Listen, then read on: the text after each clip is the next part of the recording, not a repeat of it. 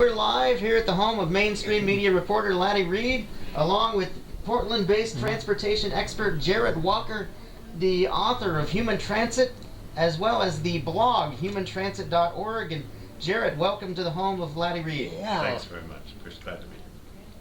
And advertising. Yeah, Laddie advertising, mainstream media, sponsored by Gresham Ford. Yeah. But Laddie, a huge political and public transit advocate for mainstream media and for the city of Portland, so we're excited to do this interview. Yeah. And Laddie, you've got a number of questions written down here. I don't know if Anthony would like to read those, or if you would like to do it. Yeah. Go ahead. Yeah, Laddie thought up all these questions here. I just took dictation. Okay, so first question, what sort of work, Jarrett, did you do before becoming a public transportation specialist? Don't do it the way I did it.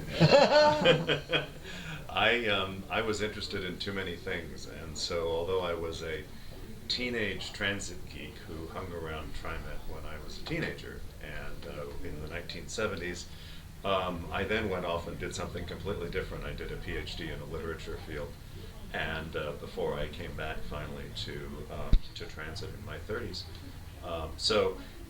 I think the story of how I did it is just the story that there are actually many ways to do it, and I've always been very interested in encouraging people with lots of different backgrounds who are interested in transit to get involved in transit issues. Good. All right. Next question, what are the factors that go into an effective and smooth public transit system?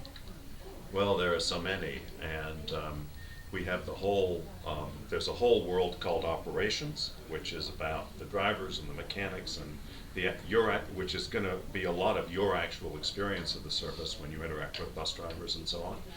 That's the whole operations side of the agency, actually getting the service on the street and doing so reliably. There's a whole world of communications, which is about getting the information out in the right forms where people can use it. And then there's the whole world of planning, which is really where I'm in, which is about the actual design of the service, figuring out the patterns of the routes and schedules, deciding whether to build rail lines or bus lines and where to build them and all that. Those are probably the three biggest, corners of the big triangle of what transit agencies have to do.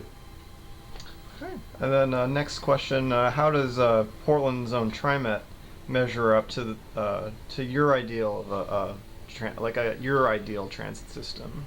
Well, I try to measure cities against their own ideals and not just against mine.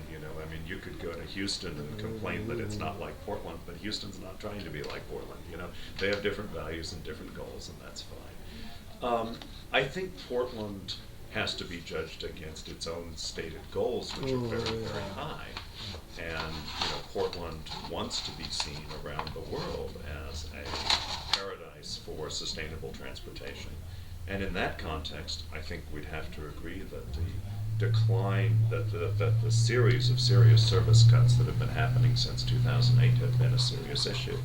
And we really can see and can quantify the effect that that's had on people's ability to get around. I'll give you a very simple example. We're sitting here inside a beautiful machine called the East Side Grid.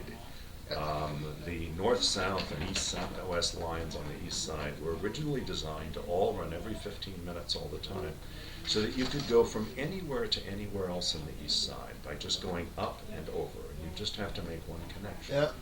But the system was supposed to be so frequent that the connection would be difficult. Well, what's happened, especially since 2009, is that those frequencies have started to be cut. Routes that you used to run every 15 minutes now run every 20 or 25 minutes.